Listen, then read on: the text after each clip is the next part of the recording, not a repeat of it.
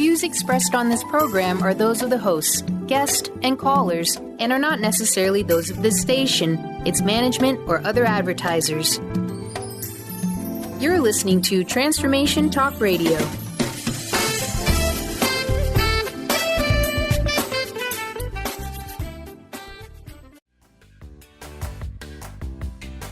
You're listening to Courage to be Seen with Sherrie Clark, whose passion and purpose is to assist others to achieve their dreams. This hit show spans the headlines to focus on how to help women across the globe acknowledge and honor their talents and to help light your way to success. Whether Sherrie is mentoring women to tap into their ace power or bust through the conscious or unconscious barriers within, there is no holding back when your courage to be seen emerges. Authentic, confident, and empowered are the keys to the life you want. No excuses in the professional world. Listen up. Sherrie will change your mind and tell you about the power that is all you. Explore the freedom of embracing the whole of who you are and feel the courage to be seen with Sherrie Clark now.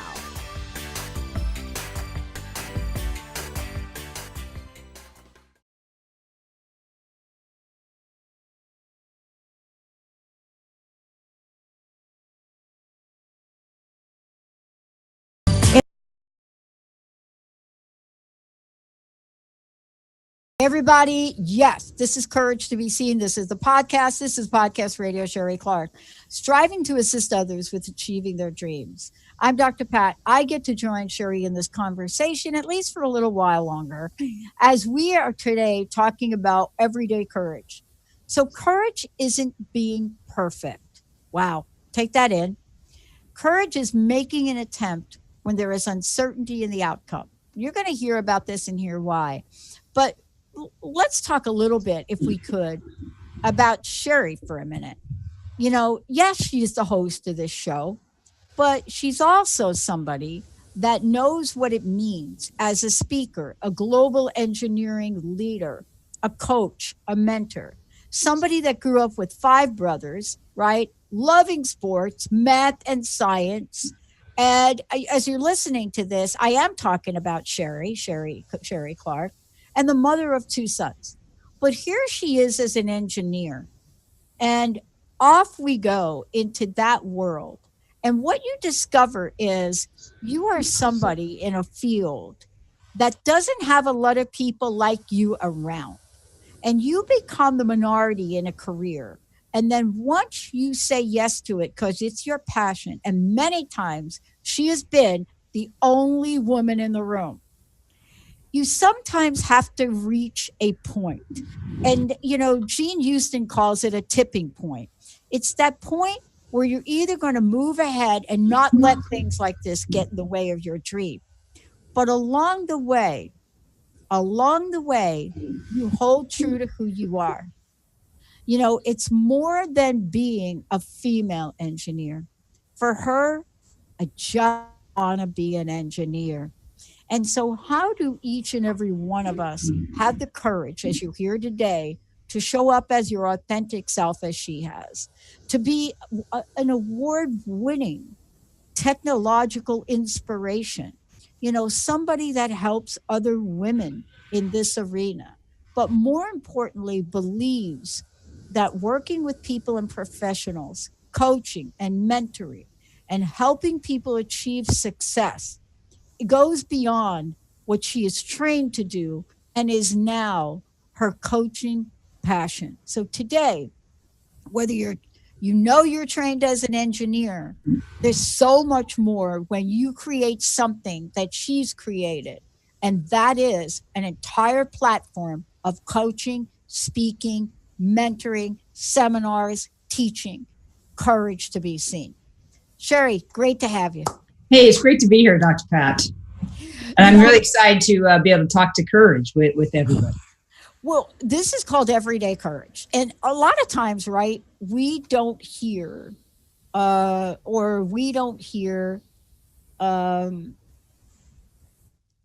it's everyday courage.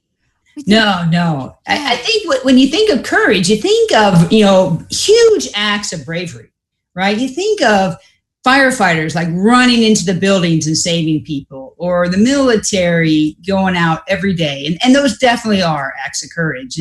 But the reality is there is courage that we need in our lives every single day. There's all kinds of opportunity. We all could live with more courage and become our better selves by embracing courage. And I think that's what we need to focus on. Not how do I do something gigantic and change the world. Not that you can't change the world, because we each have the opportunity to change the world, step by step. But just, hey, how do I have a little bit more courage today? What kind of decisions, what kind of actions, what could I do today to be my authentic self? And I think that's what we need to talk about and focus on. Yeah, and I love that we're talking about it. So it brings me to the point of looking at the vast range of things that we refer to when we talk about courage. So let's ask you this question. From your perspective, tell us what courage has meant to you, especially in the context of courage. We see, what is courage? So you can look at the definition. What is courage? It defines the ability to do something that frightens someone.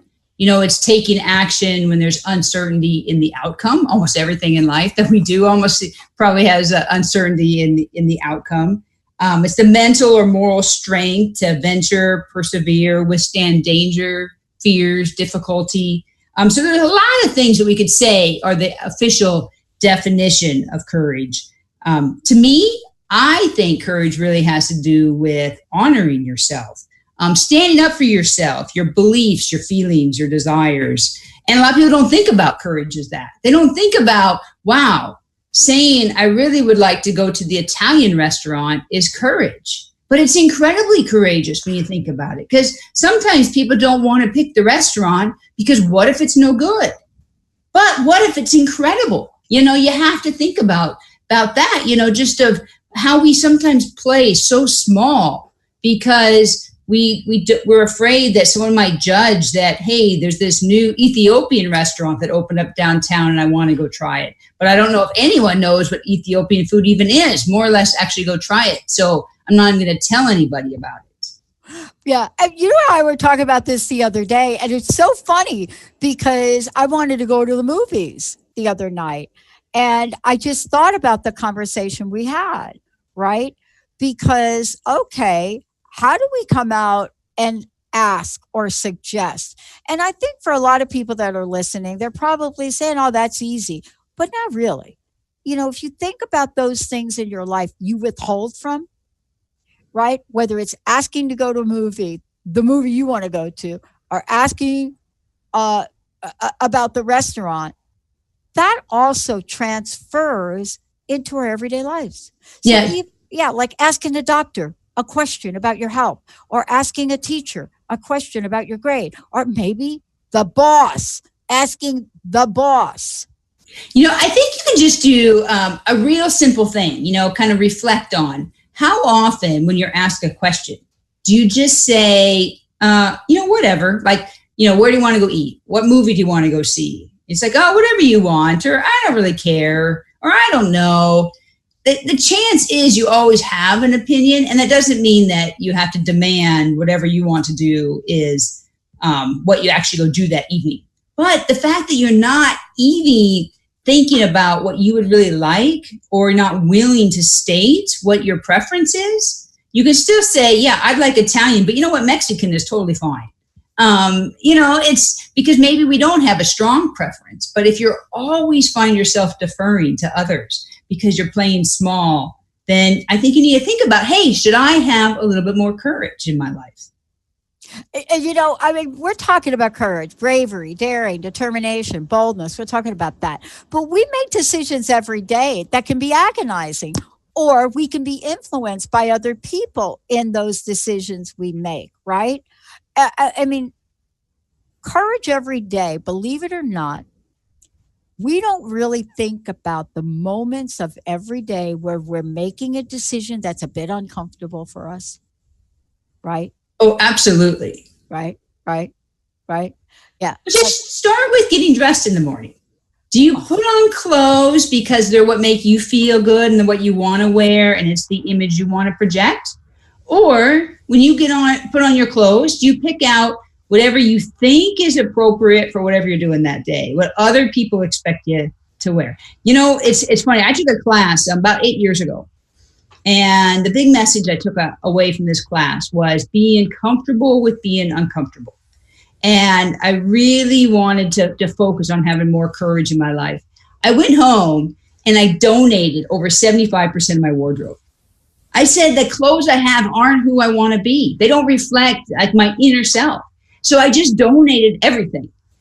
And I know not everyone can do this, but it was time for a refresh, right? So I just got rid of it. That's the first way to stop wearing clothes that don't fit into who you want to be. I just didn't have them anymore. But then I hired an image consultant, and she met with me and actually even helped me, change and pick out the clothes that I really wanted that reflected who I was. And then because I had no other old clothes, I had to wear the new clothes. And I guarantee you, those first few weeks were incredibly uncomfortable because it's a very different style than I was used to wearing. And I know people are like, what happened to Sherrie? She looks entirely different, right? But I had no choice because I bought these clothes and I didn't have any of the old ones. Yeah. Hey, newsflash. Look at the color of this hair. I mean, what we're talking about is important. For people that are listening, they're probably thinking, what has this got to do with courage? Here's what it has to do with courage for me. I was agonizing as to whether or not I wanted to do my hair again. I am not a blonde, and I don't have gazillions of gray hair. Really, you've seen my hair grow out because you and I talk almost every week, right? But there's something about it that I really love. And it doesn't make a bit of sense to most of the people in my life. So I realize if I don't have the courage to stand in the authentic nature of who I am, even if I do dye my hair, right? Even if that happens, how am I going to make big decisions about the network? Well, it's true. And you know what? It takes courage to dye your hair. It takes courage not to dye your hair. Yes, it does. The truth is owning that decision and making it be the decision that you really want. That's the part that then allows yourself to be authentic to yourself. It doesn't really matter if your hair is purple or brown or blonde or gray, right? The question is just, do you have the courage to say, this is what you want, and then follow through on the action, no matter what other people say when you show up? And I think that's what we're talking about today. We're talking about everyday courage. And sometimes when we talk about the courage to run into a burning building, most people look at that and cannot relate to it. They just say, wow, that's a hero. Awesome. But, one of the people that both you and I admire, Brene Brown, just recently launched a Netflix. Let's talk about her. I know she's an important figure to both of us, but especially for you. Oh, absolutely. I love her books. I love her TED Talks, and I haven't had a chance to watch her new show on Netflix yet, The Call to Courage. But there's so much that I've learned from her, and really part of courage is vulnerability, which I have to admit I completely missed early on. I thought to have more courage, I needed to figure out what my fears were and overcome them. So I was working really hard on overcoming fears and, trying to do things right. And then the reality is with vulnerability that it's okay to admit you have the fears and do it anyway, right? It's okay to admit that you're not going to do it right. You just try again, and you don't have to look perfect. Courage isn't about doing things right. It's about the trying. It's the struggle. It's the growth that comes from it. And so I just love every time she comes up with a new book and following her. And so I can't wait to get a chance to watch her Call to Courage on Netflix. Have you had a chance to see it yet? Well, I watched a little bit of it, but I wanted to kind of tag team with you on it. There's a quote that you reference about this, and it's this one. It's not about changing who you are. It is be who you are. See, that's what you're talking about. That's what courage to be seen is. And doesn't that sound so dang easy? Hey, it's not about change. No, that is not easy. When we come back, we're going to talk about courage, how it shows up, how it manifests. And why did somebody say to me a week ago Friday, at the opening of Dr. Darvish's place, when she and I were asked to get on a bicycle and to bicycle to shake up our smoothies, both of us in skirts, her short, my long. Why was it she jumped on and I hesitated? I think Sherrie's going to have to coach me on that. We'll be right back, everybody.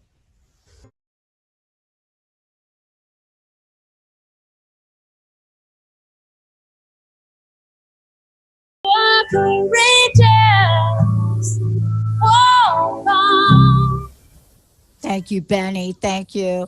For those of you tuning in to Courage to Be Seen podcast radio today, Sherrie Clark is the host of that. I get to join her on this journey. But I want to make sure that folks have a way to find out more about Courage to Be Seen, about your coaching program, about you, but also, you know, how to bring you into organizations, speak and seminars and teach about this. So for those of you that want to find out more, go to couragetobeseen.com. And pretty soon you're going to start to see facebook.com Courage to Be Seen take on a new look and so forth. Also Instagram.com Courage to Be Seen. And then LinkedIn, yeah, because this is about courage, business, and beyond. You can go to Sherrie Clark, and it's Sherrie, Sherrie Clark.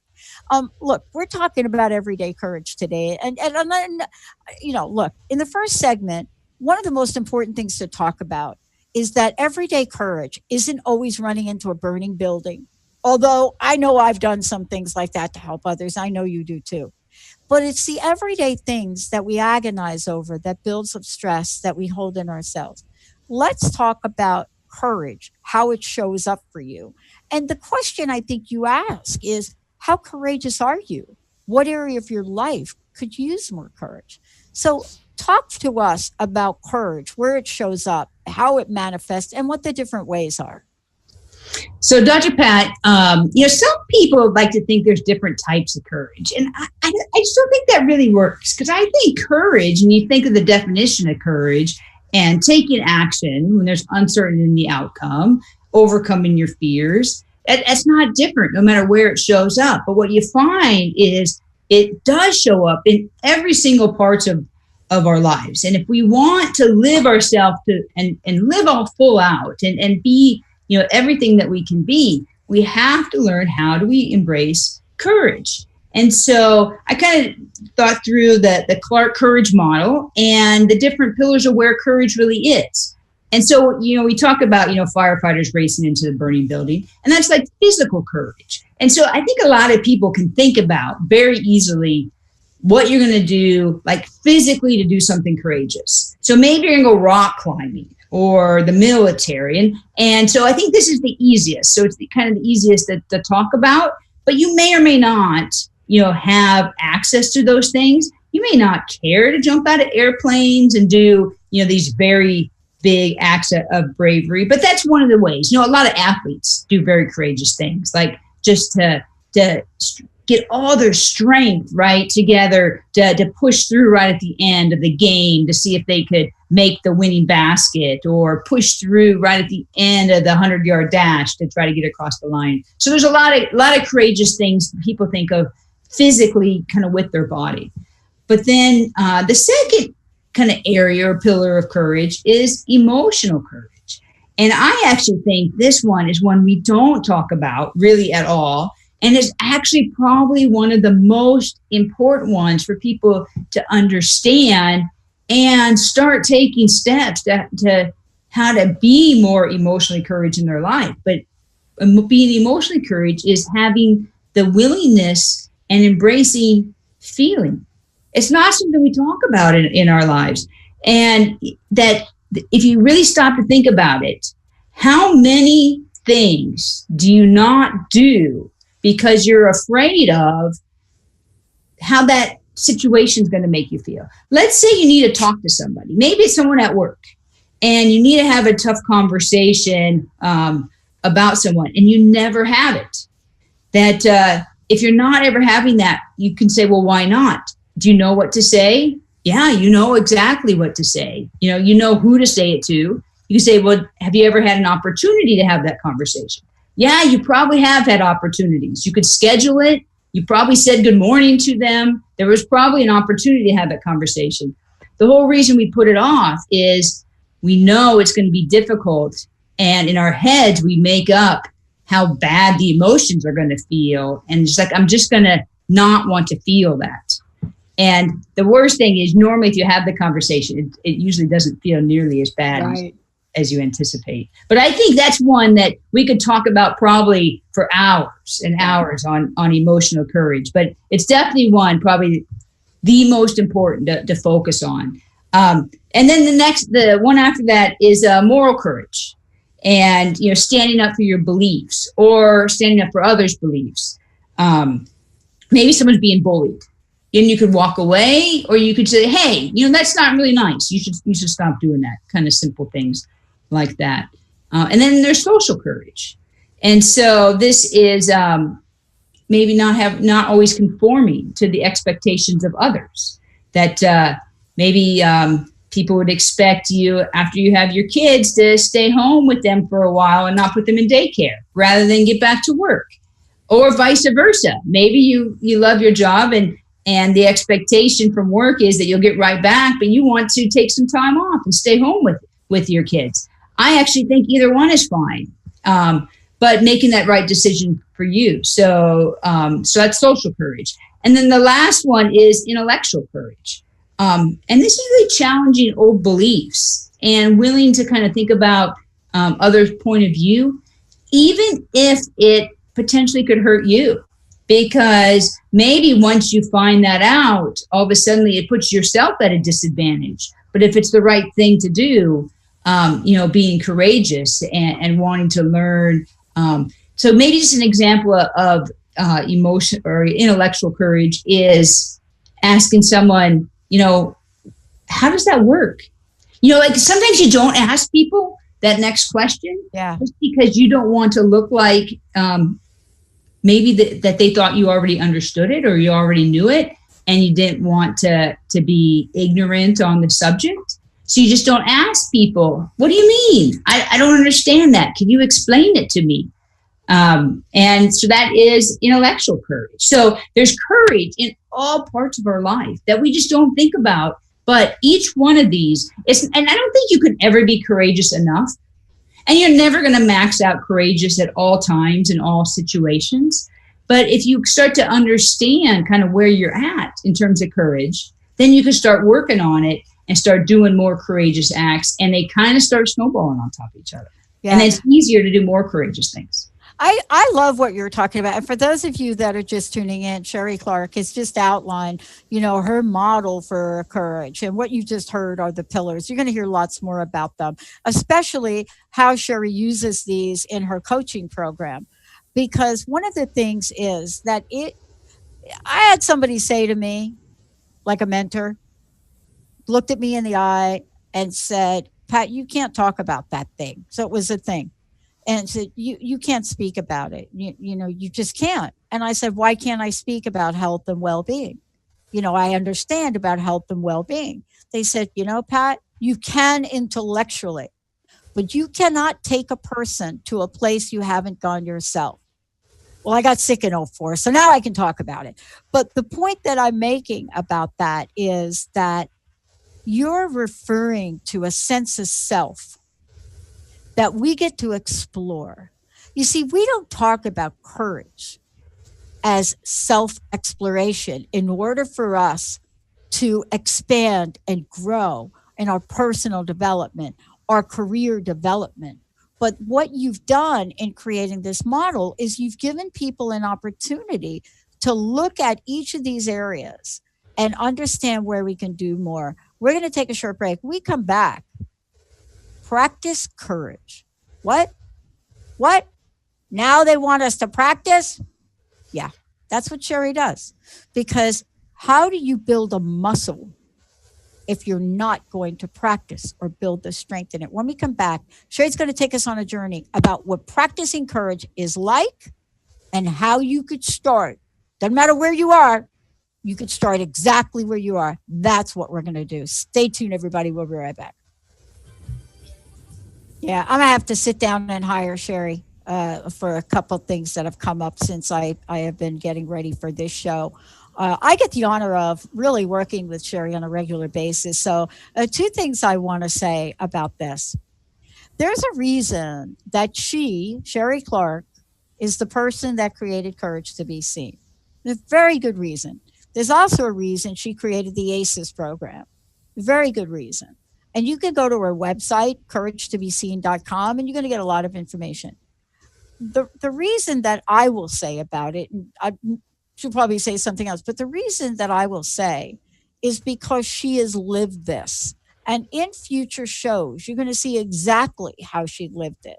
What points did she have to step into full courage, whether that is as an executive or a mom? What is it about that, her life that pulled forward every aspect of what courage is and what it isn't, especially about courage not being. What is that about? You're going to hear that in future shows. But one of the things that I love about your work, Sherrie, and what you've done is you've now created a model for us to look at with these pillars and ask ourselves how we're doing in each. And I'm not going to go into what I shared with you during the break, but I had an opportunity to really look at something that I said no to, which would have been a common, easy yes transition for me. And I had to go back into the pillars. So let's get to this question. Which area of these in your life do you need practice? But more importantly, practice. How the heck do I get to practice courage, Sherrie? So let me tell you a little story about, about me and practicing courage. And then we'll get into some specific things. So I'd love for all of our listeners to take, one or two things that today or tomorrow they could actually go do. And that I think that should be our goal kind of for the rest of the time. But, I study a lot of women and minorities and diversity in business. And that's kind of part of who I am, I guess, being a CTO and being in a minority group my whole career, and it feels like my whole life, right? And there's a lot of talk about, like women and that part of diversity. But then there's also, when you think of women of color and whatnot, there's even more. And so I've been trying to learn and understand more on this recently. So last week, and this is me practicing courage, kind of real time. I went to a dinner, and there was a networking event before this dinner. And so I used to never like going to those, because you don't always know people. Well, maybe I know some people, but, and then you have to do small talk. And I used to I'm such an introvert, actually. Those kind of things used to always, maybe they still do make me uncomfortable. But I went there and, I got a drink and then I was talking. I did know a few people. So we talked for a while. But then I started talking to this one woman, and she worked for the Federal Reserve. And it was just really interesting. Here's a person I didn't know, really don't have anything necessarily in common with, other than the fact that we happen to be standing in the same spot at this networking event. And so I started asking her about, well, what do you really do there? And we just started talking and had a great conversation. And then I thought, you know what, because of this reading I've been doing lately, I should be courageous and ask the real question that I would really like to know and see if what I'm reading, kind of relates to real life. And so I asked her, I go, okay, so in your role, we talked a lot about the role and the lack of women in the Federal Reserve and all the challenges. I go, but is it more challenging, do you think, to be female in your role or to be Black in your role? And what's the difference and what are the different challenges? And I don't think a few years ago, I would have had the courage to ask that question. And we had an incredibly engaging conversation. And it was eye-opening for me. And I think, it was, engaging on her part because we talked for a long time. And I shared someone about business and being in an engineering field. So that's practicing courage, having just the courage to ask that simple question and not. She could have said, what do you mean asking me about the challenges of being Black versus woman? Right. You have to get over that. So that's me practicing courage last week. but it ended up, leading to an incredible evening of conversation that was very thought-provoking and more that I have to think about and build on as I go forward. So with that, though, I'd like to kind of get into some areas that people could practice courage. And you think about courage, right? It's overcoming fear, because if you don't have fear, you really can't have courage. Like lack of fear, there is no courage. If it's easy to do and it doesn't have any fear, there is no courage. Then it's just going through the motions. So think about that for a second. We don't want to have fear, but we want to be courageous. Well, that doesn't make any sense. You can't have one or the other. You have to have both. And being courageous is going forward anyway, like recognizing, yes, I have fear.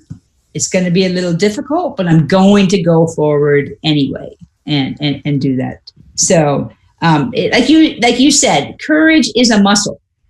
And that means you can exercise it and you can make it stronger. So no matter what level of courage you have today, you could do something tonight to get yourself to have a little bit more courage. That it really is or can be that easy. So maybe let's just start with something real simple. Maybe it's just admitting and naming a fear or a phobia you have. Yeah. All right. Yeah. You just might be in denial that you have a fear of heights or spiders or talking to a stranger. Yeah. Or trying a new food. I mean, there's all kinds of fears, right? Yeah. And you know what I love about what you're saying, Sherrie? Today's show episode is Everyday Courage. And so, what you're really approaching is you're approaching a formula for people, which allows them to start at exactly where they are. A lot of times when we're talking about courage, we talk about these really lofty goals and changes. And your approach is so authentic because it does represent your own journey. And that's what I love about what you're asking people. So where do we go once we pick that thing? Because I already know what I'm thinking about.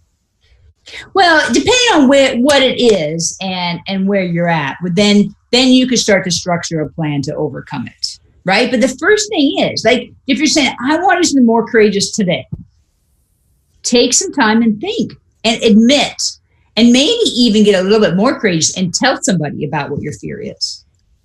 Not just say it to yourself and say it out loud, but maybe call somebody or text someone and say, hey, I just want to let you know, I'm being more courageous. I have a fear of snakes, or whatever it might be, and just admit it. So then, and you find out in some respects, once people know you have that fear, and it's like when you say something to someone else and it lets it out into the universe, it actually loses a lot of power.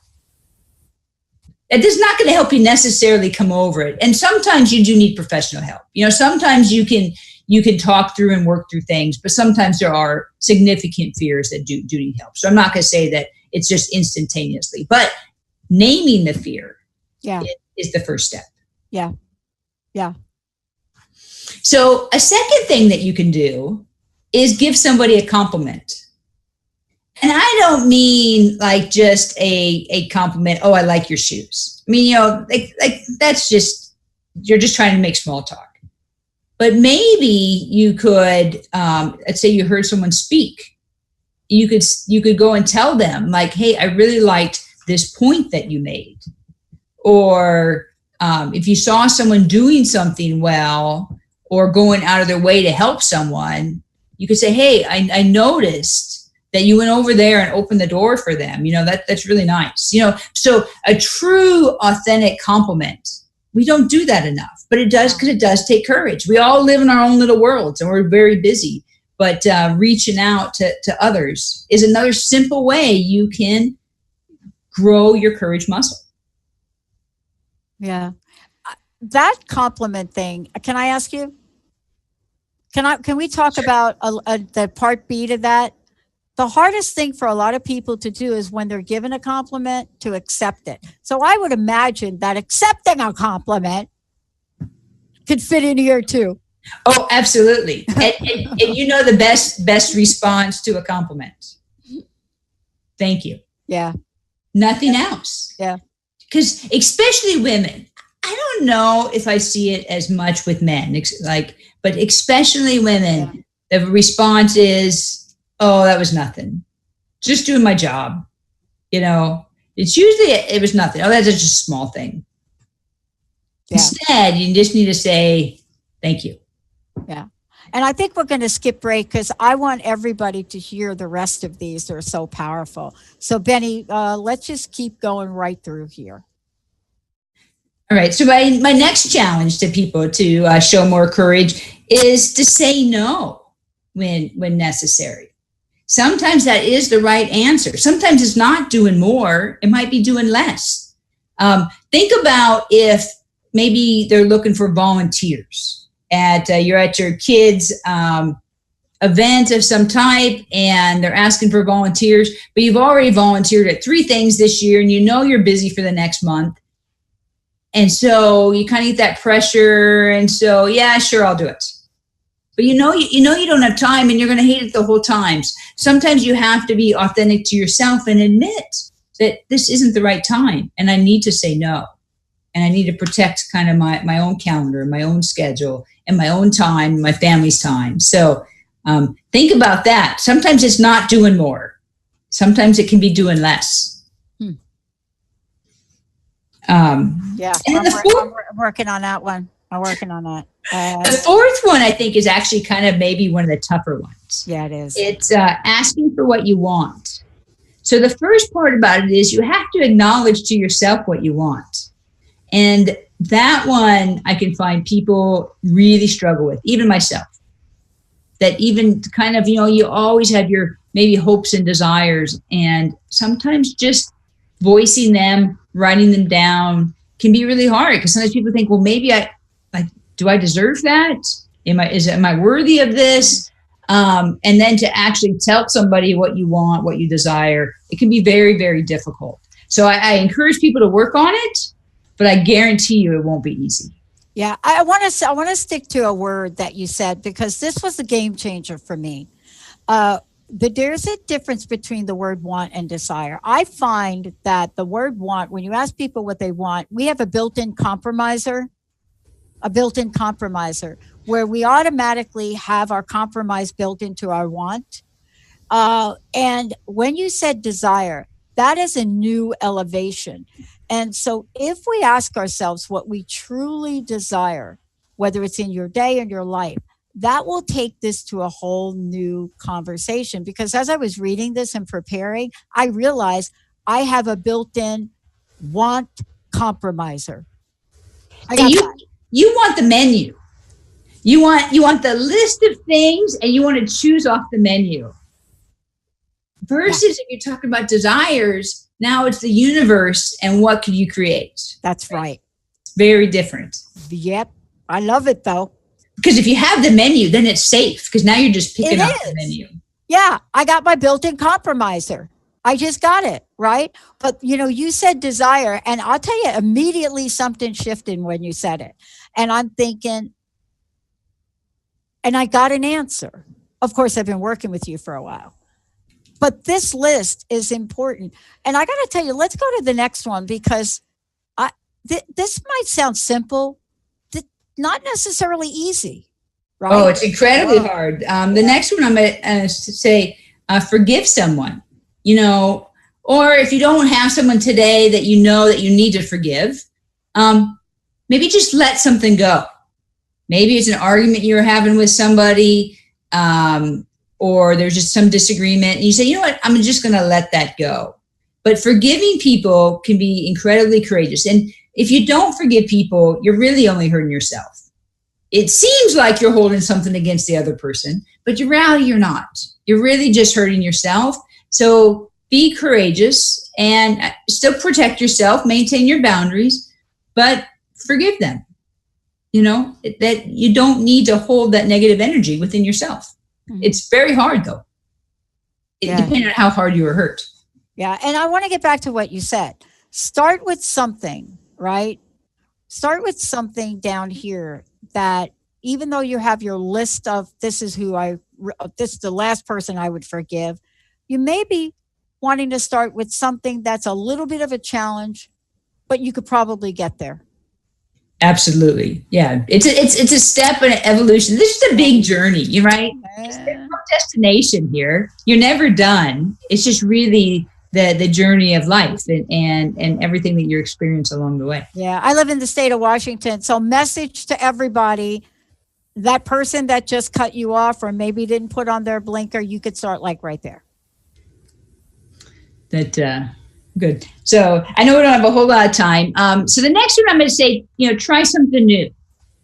And that could be anything. Maybe it is something that you've desired. You wanted to try yoga or a new exercise class. Maybe it's a new food.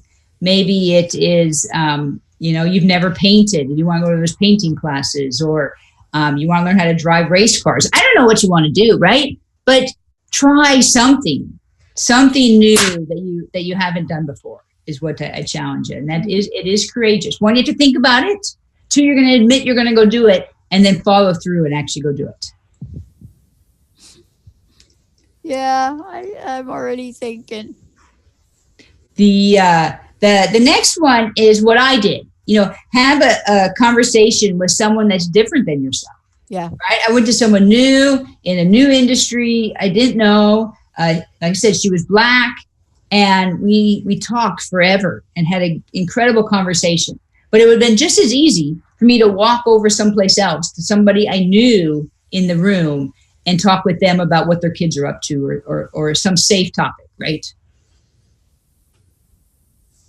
So strive to find somebody that's different than yourself in some way, and have a conversation so you could learn something new. It'll allow yourself to open up and be a little more vulnerable and courageous, and I guarantee you'll learn something new. Yeah, totally. And again, this is a work in progress, right? Pick something new that you're going to be able to do. Yeah, maybe it is just, I was at a swim meet last week, and I spent a lot of time at swim meets with my son. So maybe it's as simple as sitting next to a new parent that you haven't ever sat next to. So the first question is easy. Well, who's your child? Why are you here? What age group are they in? Is it a girl or is it a boy? What team are they on? Right? You can very easily start the conversation, but then you could ask them, well, what do you do? And then you can have further and further conversations.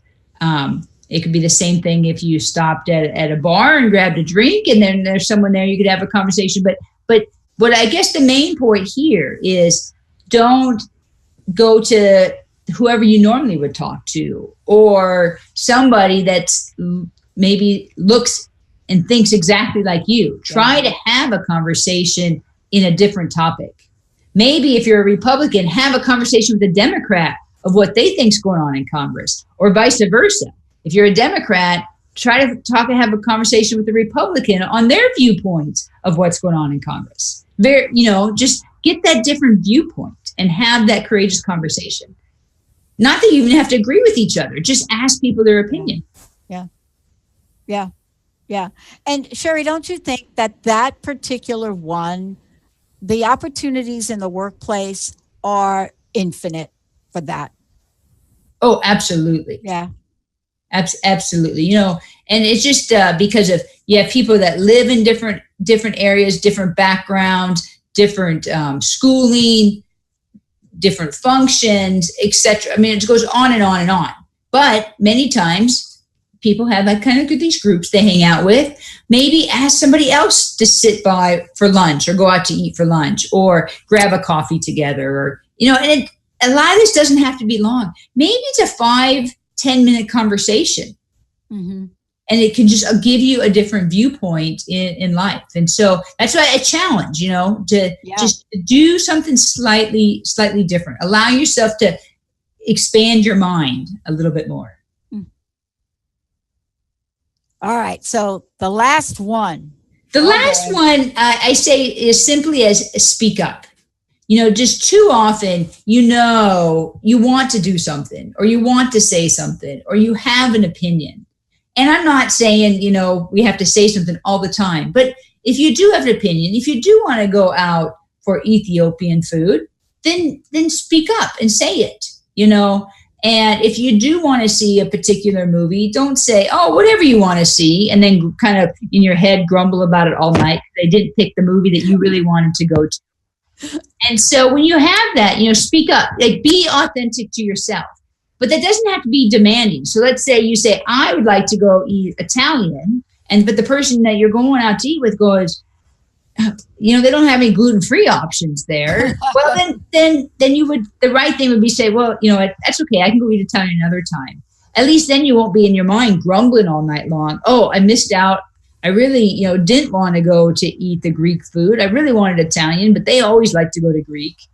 So that's the main thing. If there is something, have the courage to at least say it. And you can say it in a safe way that, you can say, well, I'd like to go try that new Italian restaurant, but hey, did you have any other things? We don't absolutely have to. You can kind of give an out if you want, but only if you mean it.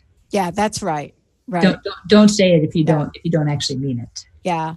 And then part of this too is everything we've talked about today, you incorporate in your ACEs coaching program, right? And, a large part of what we're talking about is authentic. And I think that's what I really held on to when you were talking about the story about the networking event.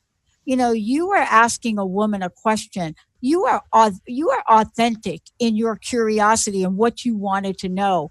You really were asking that question to listen, to understand.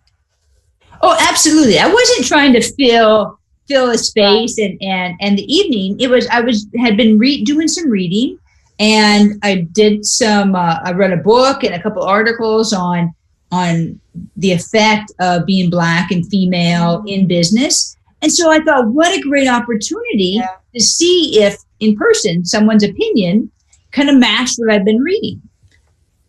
Yeah. Wow. I have to tell you, what you talked about and the way you laid this out today was not only important because the way you presented this is unlike any other way I've seen in the conversation of courage. So I want to thank you for that. I also want to tell people not only that can they find out more about you at couragetobeseen.com, but they can also give you a call and find out about your coaching program. Sherrie, thank you for today. I got to ask you, what's your personal message? What's your closing message? And again, I know we talked about a lot. Yeah, I just want people to know they can only really be themselves by embracing all of themselves and having the courage to be seen. It's transformed my life. It's allowed me to be authentic, to be confident, to be empowered.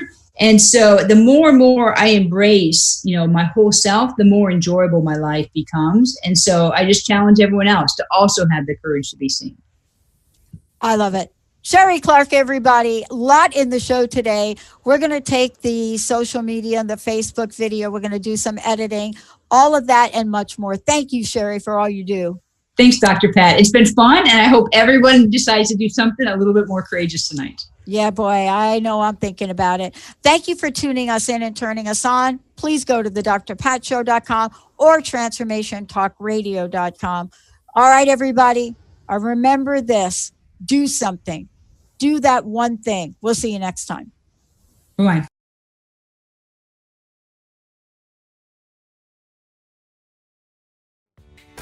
Thank you for listening to Courage to be Seen with Sherrie Clark. Be sure to tune in next time as Sherrie unravels the riddle of being both distinctly powerful and distinctly female at work or in the world. Listen to the wisdom of what she learned being in a male-dominated profession for over 20 years, often as the only woman in the room. What kind of courage does it take to own your power and vulnerability no matter what?